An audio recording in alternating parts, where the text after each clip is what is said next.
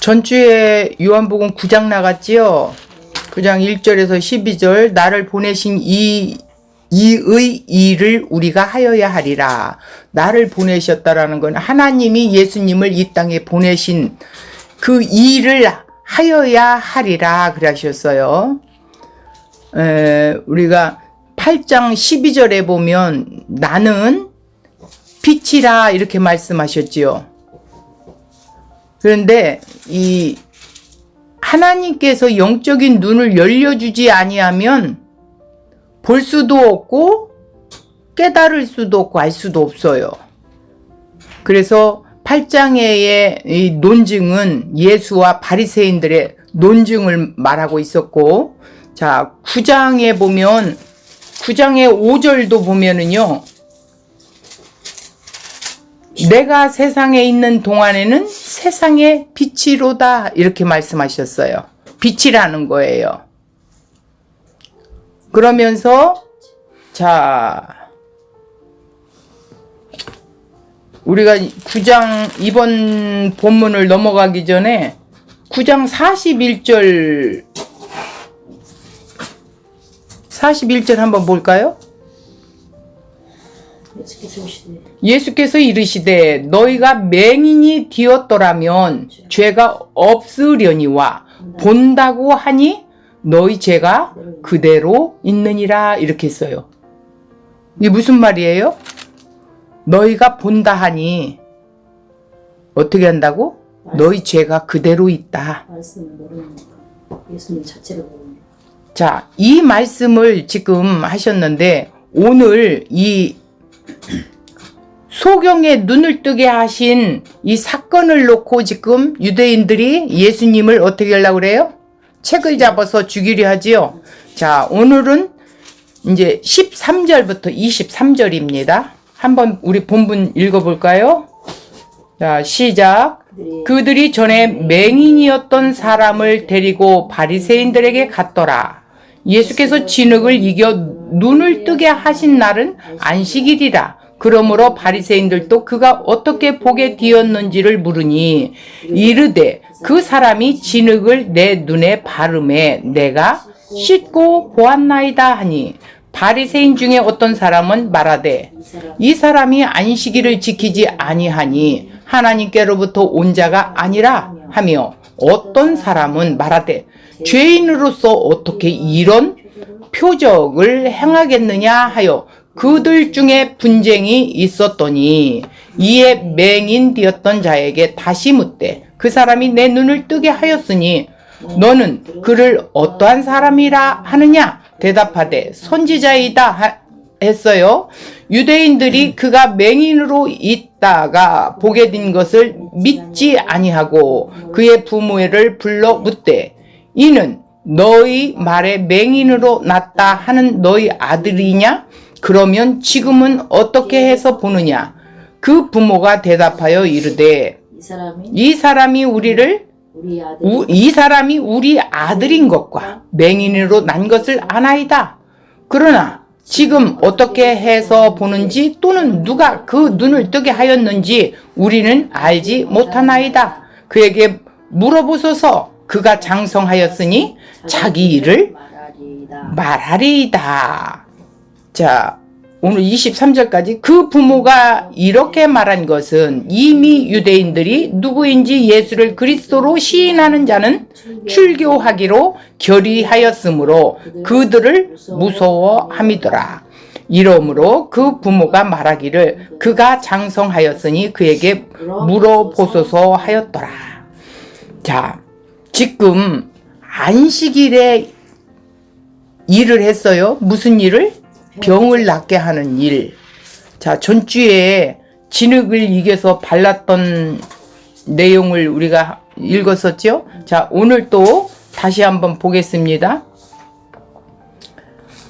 우리가 이 본문에서 이해해야 할 것은 오늘 본문이 뭐냐면 예수를 그리스도로 시인하는 자는 출교하기로 결의했다라는 거예요. 그러니까 유대교에서 쫓아낸다라는 거예요. 발 디딜 곳이 없게 한다라는 거예요. 자, 그러니 지금 아들의 눈은 떴어요. 눈은 떴는데 부모에게 그걸 물어볼 때 어떻게 해요? 부모들이 아니 우리 아들이 장성했으니까 아들한테 본인한테 직접 물어봐요. 이런 식인 거야. 왜? 당국자들한테 두려우니까. 자, 그러면 우리가 이 말씀 속에서 한번 깊이 좀 한번 다뤄봅시다. 자, 예수님은 그 소경의 눈을 뜨게 하시기 위해서 소경을 만나신 것이 아니에요. 목적이 있어요. 물론 눈을 뜨게 하셨지만 눈을 뜬 그 자들에게 진정한 소경이 무엇인가 예수님은 가르치기 위해서 시작했던 거래요. 자, 소경은 예수님을 만남으로써 결국 예수를 믿게 되죠. 예수님에 대한 마음이 눈을 뜨게 된 거예요. 예수님에 대한 마음의 눈. 그러니까 영적인 눈이라는 거죠. 마음의 눈은. 그 영적인 눈을 예수님이 뜨게 해준 거예요. 본인 스스로는 뜰 수가 없어요. 그러니까 이 유대인들은 지금 육신적인 눈을 뜬 것에 대한, 지금 육신의 일한 것, 율법을 어긴 일에 대한 걸 추궁을 하는데 예수님은 그게 아니죠. 지금 뭐를 보여주기 위해서? 나는 예수야. 하나님의 아들. 예. 나는 하나님의 아들 그리스도인데 이 그리스도가 왜 이 땅에 온 줄 아니? 죄인을 구원하러 왔어. 보지 못하는 자들을 눈을 열어 나를 보게 하려고. 영적인 눈을 열어 나를 보고 믿게 하려고. 자, 그런 의도에서 예수님이 이 사건을 만드신 거예요. 이것이 예수님과 만남에서 얻어지는 귀중한 경험이라고 말할 수 있죠. 이 경험이 있을 때 눈을 떠서 세상을 보는 것이 귀한 것이 아니라 뭐예요? 마음의 눈, 영적인 눈이 떠서 그리스도를 보게 되는 것이 귀한 것임을 알게 되는 것이죠. 이것이 하나님의 일이라는 거예요. 자, 그런데 우리는 소경의 눈을 떠서 세상을 보게 되었다는 것에 관심을 두고 있잖아. 그렇지. 예수는 없어. 예수님이 육신의 눈을 뜨게 했으니까 예수님의 관심을 가지고 예수님을 믿게 된 것이 아니라는 거예요. 그런 것이 아니에요. 자, 소경도 자신의 눈을 떴다는 것으로 이해해서 예수님에게 관심을 가지게 되었다고 말할 수 있습니다. 그것은 초보의 수준으로 어린아이를 가르치기 위해서 어린아이가 좋은 것을 주면서 가르치는 것과 같다라는 거예요. 그러니까 먼저 육신의 눈을 뜨게 한 것은 영의 눈을 뜨게 해주시는 분이 누구냐는 것이죠. 자, 하지만 그것은 더 크고 귀한 것을 주시기 위한 도구일 뿐이래. 이 육신의 눈을 뜨게 한 것은 세상 것을 주시는 것이 목적이 아니라는 거예요. 신자가 하늘의 귀한 것을 보게 되는 구원의 눈을 뜨게 해주었다라는 거야. 그럴 때 자신에게 주어진 세상 것이 별거 아님을 그때서야 깨닫게 되지요. 그러므로 눈을 뜬 그 소경을 통해서 알 수 있는 것은 소경이 눈을 떠서 세상을 보게 하는 것이 하나님의 일이 아니라 어떻게 한다고요? 하나님이 보내신 자를 믿는 것이, 믿는 것이 하나님의 일임을 가르쳐주고 있어요. 요한복음에 말씀하셨지요? 하나님의 일은 즉 하나님 아들 예수 그리스도를 믿는, 그래서 그 믿게 해서 어떻게 해요? 생명을 얻게, 그 이름을 힘입어 생명을 얻게 하기 위하여 예수님이 이 땅에 오셔서 우리의 영적인 눈을 열어주신다라는 거예요. 그것이 즉 구원이라는 거예요. 거듭나게 했다라는 거예요. 영적인 눈, 마음의 눈을 열었다. 이것은 뭐냐면 거듭났다 같은 내용이죠. 따라서 우리는 하나님에 대해 오해를 하면 안 돼요. 하나님이 소경의 눈을 뜨게 하기 위해서 일하신 것이 결단권이에요. 하나님이 보내신 자를 믿게 하기 위해서 일하신 것처럼 우리에게도 일하실 것이라는 거예요. 자, 하나님이 보내신 자, 성경에 보니까 요한복음 1장에 나왔었지요. 영원전에 계셨던 노구스의 하나님, 즉 그분이 말씀이 육신이 되어 우리 가운데 오셔서요. 14절에 보니까. 그런데 그들의 백성이 어떻게 해요? 그를 알지 못해요. 왜? 아직 영적인 눈이 열려있지 않기 때문에, 거듭나지 않기 때문에. 죽어있는 상태, 이것이 소경이라는 거예요. 자, 그러므로 우리가 하나님께 기대해야 할 하나님의 일은 절대로 우리의 일을 이루기 위한 것이 되어서는 안 돼요. 우리로 하여금 어떻게 한다고요? 하나님이 보내신 분을 믿게 하기 위해서 일하고 계신다는 것을 알아야 한다는 것이죠.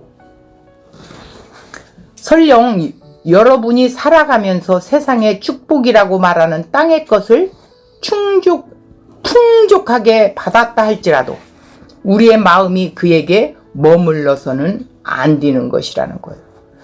세상 것에 지금 풍족한 것에 빠져들어가면 예수님을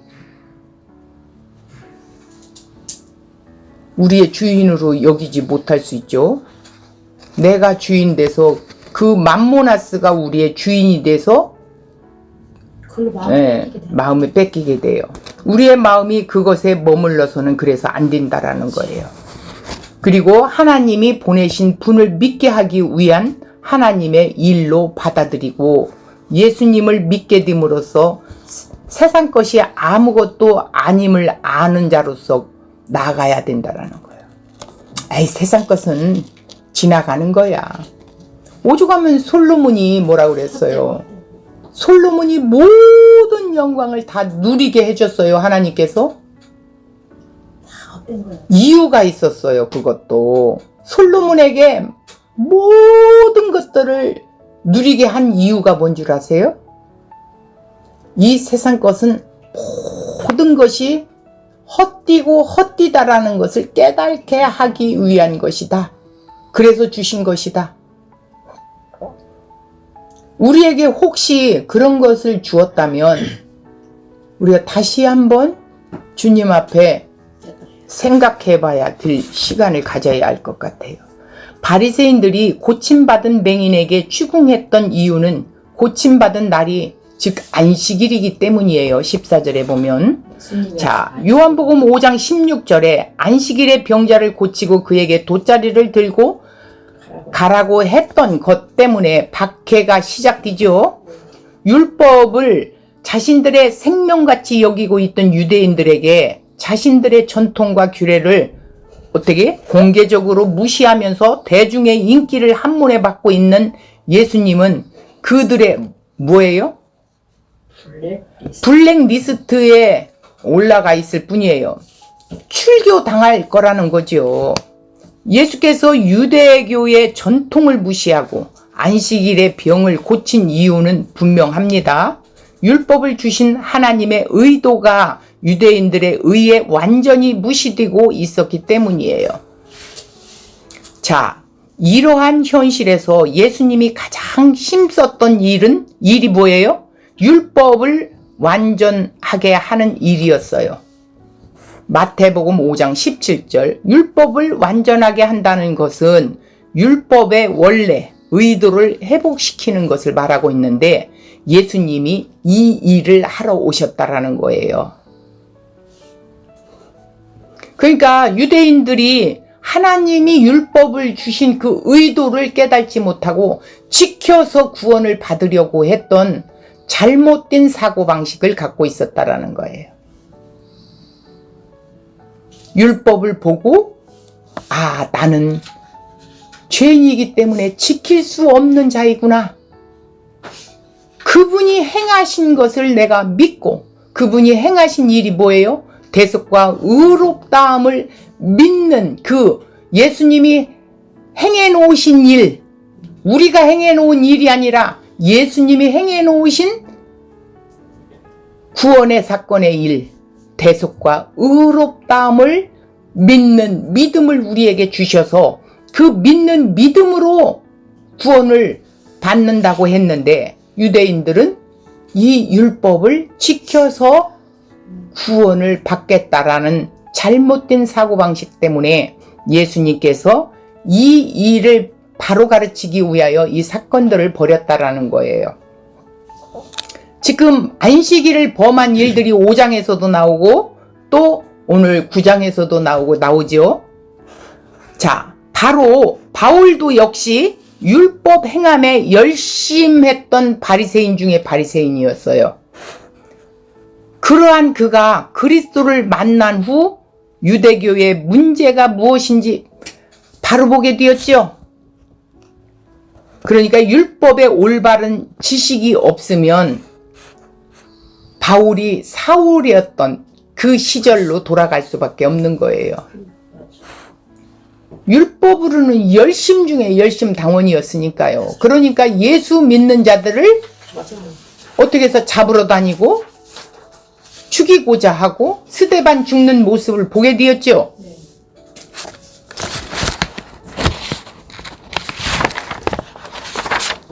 자, 로마서 10장 12절 보겠습니다. 내가 증언하노니 그들이 하나님께 열심히 있으나 올바른 지식을 따른 것이 아니니라. 13절 하나님의 의를 모르고 자기 의를 세우려고 힘써 하나님의 의에 복종하지 아니하였느니라. 이렇게 말씀했어요. 로마서에는. 그러니까 예수님께서 미움을 당하시고 십자가에 못 박혀 죽으셨던 이유는 율법을 완전케 하는 일을 하셨기 때문이에요. 그 일을 하시기 위해서 십자가에 죽으신 거지요. 왜?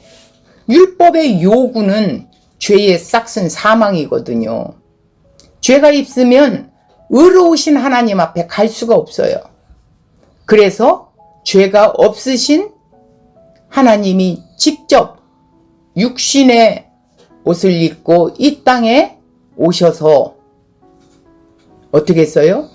우리의 그 율법을 요구하는 그 죄값을 십자가에서 지불하셨어요. 뭘로? 죽음으로. 이것을 알아야 돼. 이게 하나님의 일이었어요. 우리는 일이 뭐예요? 그것을 믿는 일. 이것이 하나님 일이에요.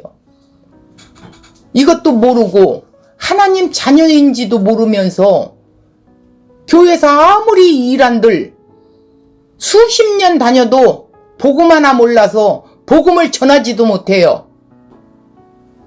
제가 그랬어요. 30년 동안 복음 제대로 못 전했어요. 복음을 알면서 그때부터 복음을 전하기 시작했고 한 사람이라도 나 같은 사람이 있어서는 안 되겠구나 해서 한 명씩 접근해서 말씀을 들고 이 복음을 가르치고 함께 나누고 했던 거예요. 이것이 왜 잘못입니까? 복음이 없는 오늘날 교회도 역시 이런 일을 하는 것이 부당한 일이라는 거예요. 잘못되었다라는 거예요. 질서를 어지럽힌다라는 거예요. 이런 걸 바로 잡아야 됩니다. 뭘로? 말씀으로 다시 돌아가서 말씀이 뭐라고 말씀하시는지를 귀 기울여 들어야 돼요. 그것이 성령의 음성을 듣는 자들이에요. 예수께서 이 미움을 당하시고 십자가에 못 박혀 죽으셨던 것이 뭐라고요? 율법을 완전케 하시는 일을 하시기 위해서라고 했죠. 유대교의 안식일 규례를 거부하고 계속 안식일의 병자들을 고치셨던 이유가 뭐였어요? 이를 통해서 바리새인들과 논쟁을 이끌어내시기 위해서요. 너희들을 한번 나하고 이야기 좀 하자. 이는 바리새인들에게 좀 생각하고 행동하라는 강력한 책망의 메시지였어요. 그러나 바리새인들의 문제는 율법의 문자에 그들의 생각과 어휘가 매여 있었다는 것이죠. 그래서 율법이 가리키고 있는 것을 하나도 보지 못하고 있었던 거예요. 이것이 보수 기독교인들의 한계라고도 볼 수 있어요. 겉으로 볼 때는 가장 전통적으로 보이고 경건해 보이지만 실제는 가장 비성경적이고 이단적인 자들이에요. 본문의 맹인의 눈을 고치신 날 역시 안식일이었습니다. 주님이 의도하신 대로 논쟁이 벌어졌고 늘 그랬듯이 이 논쟁의 중심에 바리새인들이 등장을 하게 됩니다.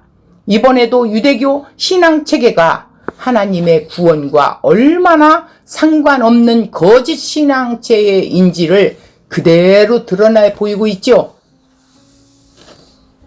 자, 13절 보겠어요. 15절까지. 그들이 전에 맹인이었던 사람을 데리고 바리새인들에게 갔더라. 예수께서 진흙을 이겨 눈을 뜨게 하신 날은 안식일이라. 그러므로 바리새인들도 그가 어떻게 보게 되었는지를 물으니 이르되 그 사람이 진흙을 내 눈에 바르매 내가 씻고 보았나이다 하니. 16절 바리새인 중에 어떤 사람은 말하되 이 사람이 안식일을 지키지 아니하니 하나님께로부터 온 자가 아니라 하며, 어떤 사람은 또 말하되 죄인으로서 어떻게 이런 표적을 행하겠느냐 하여 그들 중에 분쟁이 있었더니. 자, 자기들끼리 지금 자중질환이 일어났지요. 자, 무리들이 이 맹인되었던 사람을 바리새인들에게 데리고 갔어요. 왜냐하면 그가 고침받은 날이 안식일이었기 때문입니다. 유대인들은 바리새인들이 예수를 이미 이단으로 정죄했다는 것을 알고 있어요. 이를 보고 신고하지 않으면 자신들에게 어떤 해가 임할지 두려워 즉시 그를 바리새인에게로 들여온 거예요. 그러니까 이 바리새인들은 그들이 위치가 있는 자들이잖아. 그렇지. 그죠? 공회원 중에 아주 위치가 있는 자들이에요. 그래서 이들한테 왜 들여와? 들여오지 않으면 걸리기 때문에. 자, 이를 보고 신고하지 않으면 자신들에게 어떤 해가 임할지 두려워서 바리새인들에게 들여왔다라는 거예요. 무리들로부터 사건 정황을 전해 들은 바리새인들이 그를 신문하기 시작하지요. 자, 먼저 그에게 어떻게 보게 되었는지를 물어봅시다. 그는 자신이 어떻게 보게 되었는지 어떻게 해요? 상세히 이렇게 진술을 했어요. 그의 진술을 듣고 난 후 바리새인들끼리 예수를 도대체 어떻게 해석해야 하는지 자기들끼리 지금 논쟁을 벌이고 있어요. 지금 유대인들의 대다수는 예수를 하나님이 보내신 선지자 혹은 그리스도로 보고 있어요. 대다수가. 그러나 유대교 신앙체계는 어떻게 앞장서서 주도하고 있던 바리새인들에게 예수님은 율법을 무시하고 유대교 신앙체계를 뿌리채 부정하며 군중들을 선동하고 있는 이단의 괴수로 보고 있죠. 그래서 어떻게든 예수의 그 꼬투리를 잡고자 혈안이 되어 있어요. 그래서 초막절 명절에 예수를 체포하려는 시도를 했던 것이 요한복음 7장 45절이었죠. 그런데 맹인의 눈을 뜨게 한 이 사건 앞에 예수에게 가장 적대적이었던 바리새인들조차 예수를 어떻게 처리해야 하는지를 놓고 분쟁이 벌어지고 있는 일이 발생되었어요. 하나님께서 보낸 자가 아니라면 어떻게 맹인의 눈을 뜰 수 있겠냐? 한 번 더 신중하게 판단하자. 이렇게 주장하는 사람이 있는가 하면 또 그만큼 맹인의 눈을 뜨게 한 이 일은 매우 심각한 사건들이었다라는 거예요. 그래서 17절 이에 맹인이 되었던 자에게 다시 물어요. 그 사람이 내 눈을 뜨게 하였으니 너는 그를 어떠한 사람이라고 하느냐? 그러니까 뭐라고 그래요? 그냥 선지자입니다. 즉시 선지자입니다. 이렇게 했어요. 18절 유대인들이 그가 맹인으로 있다가 보게 된 것을 믿지 아니하고 그 부모를 불러 또 물어요. 본인이 이야기했는데도, 자, 이는 19절, 20절, 21절, 22절, 23절까지 함께 읽겠습니다. 이는 너희 말에 맹인으로 났다 하는 너희 아들이냐? 그러면 지금은 어떻게 해서 보느냐? 그 부모가 대답하여 이르되 이 사람이 우리 아들인 것과 맹인으로 난 것을 아나이다. 그러나 지금 어떻게 해서 보는지 또는 누가 그 눈을 뜨게 하였는지 우리는 알지 못하나이다. 그에게 물어보소서. 그가 장성하였으니 자기 일을 바라리이다.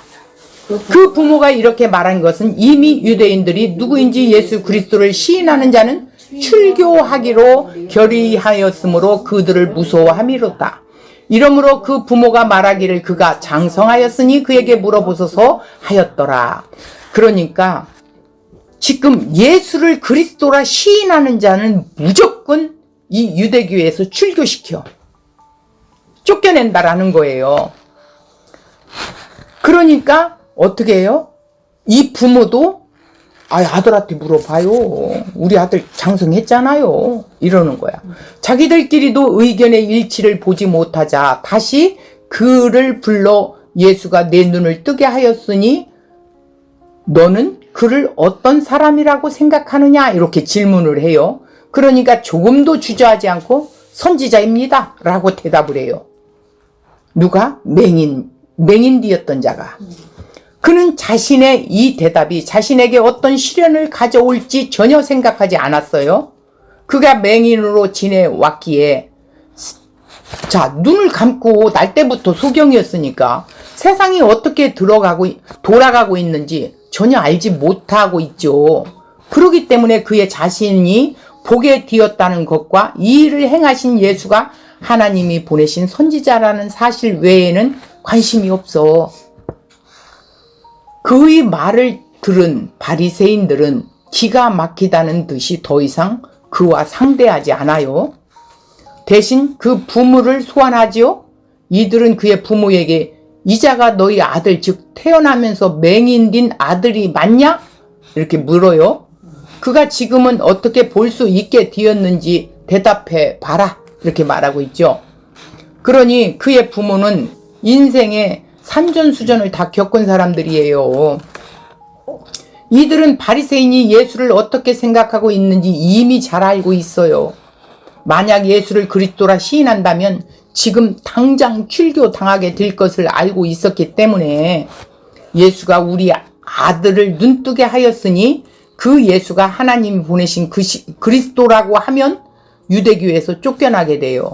그러니 무서워서 그 말을 못하는 것이지요. 출교라는 것이 당시의 사회에 얼마나 치명적인 면이며 이렇게 두려워하는지 우리는 상상조차 못한다라는 거예요. 그러니 이러한 위협으로 예수는 그리스도라는 시인을 못하도록 한 것이지요. 그래서 두려움 가운데 그가 아들임을 맞지만 그가 어떻게 눈을 뜨게 되었는지 대해서 알지 못한다고 이렇게 이야기를 했지요. 그리고 그는 장성한 자니 우리에게 묻지 말고 그에게 직접 물어보라고 말하지요. 여기서 우리들이 주목해야 할 것이 있어요. 맹인이었다가 보게 된 사람의 말과 그의 부모의 말을 우리가 한번 좀 생각해 봐야 할 시간을 가져야 되겠어요. 부모의 말은 전형적인 세상에 속한 자들의 언어이죠. 그렇지. 왜? 이 세상에 속한 자의 언어는 언제나 계산적이고 겁이 나니까. 예, 자기가 이득. 그러니까 내가 말하는 이것이 나에게 이득이 될까 해가 될까 이렇게 좀 계산을 해보는 것이잖아요. 우리들이 그렇게 살잖아요.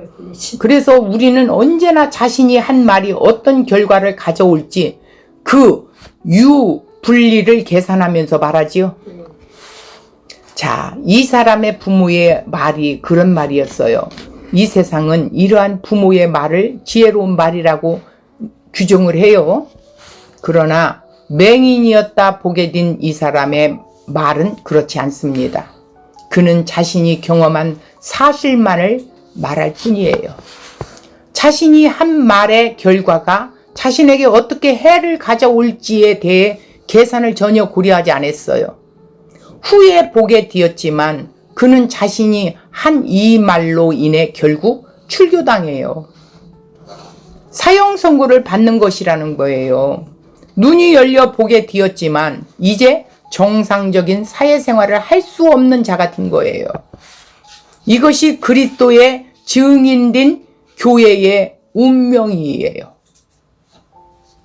그런데 교회 다니면 다 잘되고 복받고,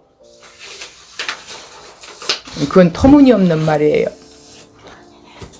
우리는 태어난 후 끊임없이 말조심에 대한 교육을 받고 살지요. 우리는 자신도 모른 채 말할 때 상대방의 눈치를 살피는 것이 몸에 배어 있어요. 그렇죠? 예의 바른 친절한 말, 상대방을 배려하는 말이 몸에 배어 있는 것입니다. 이것이 이 세상에 속한 자들의 말이에요. 그러나 그리스도의 증인된 우리들은 이러한 세상에 속한 자들이 아니라는 거예요. 우리는 이 세상 풍조를 따라 살아선 안 되는 자들입니다. 로마서 12장 2절, 너희는 이 세대를 본받지 말고 오직 마음을 새롭게 함으로 변화를 받아 하나님의 선하시고 기뻐하시고 온전하신 뜻이 무엇인지 분별하도록 하라. 우리는 나의 유익과 나의 잘못됨이 아닌 하나님의 기쁨을 우선으로 사는 자들이에요. 이런 자가 구원받은 자예요. 이런 자가 맹인되었다가 눈이 떠진, 마음의 눈이 떠진 자들이에요. 하나님의 기쁨은 자신의 아들 그리스도가 증거되는 일 하나뿐이에요. 교회는 바로 예수님의 증인으로 부름받은 자들이 교회입니다. 건물이 교회가 아니라 그 한 사람 한 사람, 예수가 영적인 눈을 열어준 그런 자들 한 사람 한 사람이 교회인데 예수님의 증인으로 부름을 받았다라는 거예요. 부름 받은 자의 삶을 살아야 된다라는 거예요. 세상을 위해서 살으라는 게 아니라겠어요. 하나님이 왜 나를 택하시고 왜 나를 부르셨는지를 알아야 된다라는 거예요. 죽어서 저주받아야 마땅한 나를 왜 살려서 왜 나를 부르셨을까? 살렸다와 부르셨다는 같이 이어가게 돼요. 부르심 앞에 우리는 서야 되는 거예요. 그것이 교회예요. 하나님은 우리들이 이 세상에 출세하고 성공하는 것으로 기뻐하시는 분이 아닙니다. 하나님은 그리스도가 증거될 때만 영광을 받으셔요. 그런데 우리가 많은 간증을 들어보면 병을 고쳐줘서 사업을 일으켜 주셔서 그걸로 감사하고 그걸로 간증하죠. 우리가 그리스도를 증거할 때 우리는 세상의 미움과 반발에 직면하게 된다는 거예요. 지금도 교회 안에서 복음을 바로 전하면 어떻게 돼요? 출교당하게 돼요. 이 세상은 예수를 미워하여 십자가에 못 박아 죽인 자들이라는 것을 한순간도 잊어서는 안 됩니다. 오늘날 교회는 이런 사실을 완전히 망각하고 있어요. 왜 망각한다고 하세요? 여전히 예수를 믿는다고 하지만 세상을 쫓아가니까, 세상을 우선시하니까. 이러한 예수님의 언어는 결국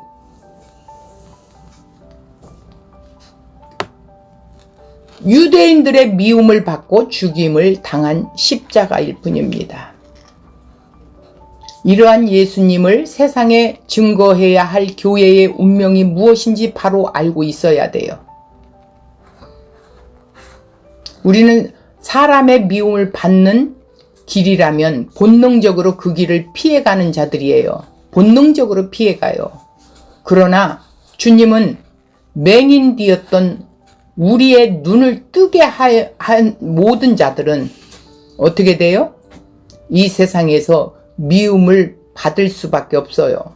그리고 그 미움을 받는 길로 예수님이 우리를 이끌어 가세요. 성령을 통해서. 이것이 주님의 증인된 교회의 부르심입니다. 이것을 바로 알아야 돼요. 이러한 주님의 부르심을 받은 자들이기에 모든 사람에게 어떻게 한다고요? 미움을 받는 길임을 알면서도 그 길을 기쁨으로 갈 수밖에 없어요. 이 길을 갈 수 있도록 성령께서 어떻게 해요? 우리 마음에 함께 하시는 거예요. 사도행전 7장 55절에서 60절을 보면 60절까지 읽어보면 성령이 우리를 이끌어 가세요. 사도들이 복음을 전할 때 핍박 속에서도 성령이 우리를 이끌어 가신다고요. 바리새인들이 맹인이었다가 눈이 열린 자에게 너는 예수가 누구라고 생각하느냐 물을 때 그는 조금도 주저함 없이 예수는 선지자입니다 라고 대답을 해요. 이 말로 인해 그는 출교를 당하게 됩니다. 이것이 그리스도의 증인된 우리들의 언어라는 거예요. 그리스도의 증인은 이런 말을 담대하게 할 수 있다는 거지요. 사람들의 미움받는 것을 두려워하지 않아요. 교회에서 쫓겨나면 쫓겨나는 거예요. 오히려 쫓겨나는 게 낫겠죠. 우리 신랑 되신 예수께서 어떤 삶을 사셨는지 성경의 세계 안에 들어가서 배워야 된다는 거예요. 왜 성경 세계 속에 들어가서 배워야 되냐고 하냐면 성경을 알지 못하는 예수를 알 수가 없어요.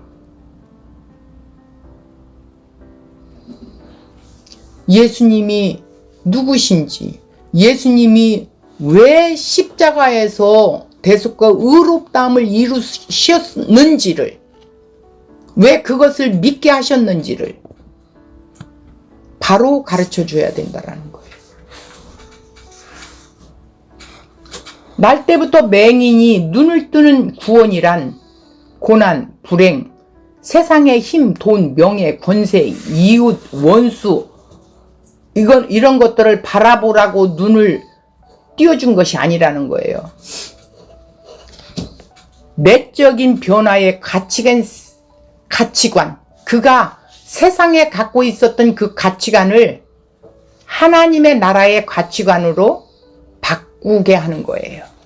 눈을 뜨게 한 것은. 눈뜬 자란 나 중심적인 삶이 아니라 하나님 나라의 통치와 그 하나님의 의를 인정하고 받아들이고 살아가는 거예요.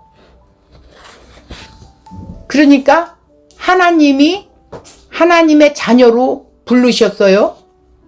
그러면 하나님의 나라는 하나님이 통치하시죠. 그리고 백성은 그 통치 앞에 어떻게 순종해야 하는 거예요. 근데 이러기 위해서 하나님 앞에 우리가 나아가기 위해서는 의로워져야 되는데 우리는 의로울 수가 없어. 근데 바리새인들은 자기들의 의로 갈 수 있다라는 거예요. 율법을 잘 지켜서 어떻게? 하나님께로 갈 수 있는 자라는 거예요. 그래서 하나님을 믿는 자라는 거예요. 자칭. 왜? 내가 율법을 지키면서 살아가니까. 그런데 예수님이 오셔서 산상수훈에 뭐라고 그랬어요? 마음으로 짓는 죄까지 죄라는 거야. 그러나 그들은 속과 겉이 다르. 겉으로는 율법을 지키는데, 자, 이렇게 오래된 소경을 고쳐줬다면 그 속에 사랑이 있었을 거 아니야. 율법을 지킨 자라면. 그러나 그 사랑이 없는 거야. 행위만 하는 거야. 근데 예수님이 아니야. 내가 다 행해 놓은 것을 믿어야 돼. 너희들이 행해서는 구원받을 수 없어. 봤잖니? 너희 선조들을 봤잖니? 아니야. 너희들은 할 수 없어. 율법을 준 것은 율법을 보고 나는 지킬 수 없는 죄인 중에 죄인입니다 라고 고백해야 된다라는 거예요. 그러면 우리는 율법을 지키지 말라? 그게 아니라는 것이죠. 너는 지킬 수 없어. 내가 네 안에 들어가서 너와 함께 살 때 하나님 나라가 이루어지는 거야. 하나님 나라가 이루어진 건 뭐예요? 율법을 완성한 거예요.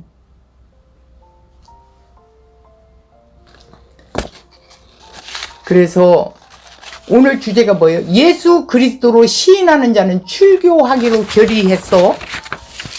자, 오늘 이 맹인이 이제 다음 장에 가보면 출교하게 돼요. 예, 예수님 때문에. 그런데 예수님이 만나 주셔요. 그 다음 장에 있습니다. 자, 오늘 이 말씀을 우리가 다시 한번 뒤새김질 하면서 어떻게 해야 되겠어? 이 세상에서 우리를 핍박한다 할지라도, 교회에서 우리를 핍박한다 할지라도 우리는 똑바른 예수, 참된 예수를 전해야 된다라는 거예요. 예수님이 어떤 분이시냐 이거예요. 예수님이 행해 놓으신 일을 우리가 믿는 일을 해야 돼. 이게 하나님 일이에요. 왜? 죄인이라는 이 사실을 명백하게 성경에서 드러내 보여주셨으니까. 네가 죄가 없다 하니 너는 나와 상관이 없다. 내버려둬. 죄인인 걸 먼저 깨달아야 어떻게 한다고요? 예수님이 나의 구원자라는 것을 믿게 되는 사실이 일어나게 돼요. 그래서 오늘 말씀 속에 예수 그리스도를 우리는 어떻게? 믿는 자인데, 예수 그리스도를 믿는 자인데, 믿는 자라는 건 뭐예요? 그가 행하신 일을 믿는 자예요. 그 믿음이 우리에게 선물로 주셨어요. 그래서 예수님의 그 대속과 의롭담으로 말미암아 오늘 하나님의 자녀로 세워지게 됐고, 또 우리가 부르심을 받아 예수님이 이 행하신 이 고난의 길을 우리가 예수님과 함께 동참하며 나가야 된다라는 거예요. 그것이 증인된 우리의 삶이라는 거예요. 자, 오늘 이 말씀 갖고 승리하기 바랍니다. 수고하셨습니다.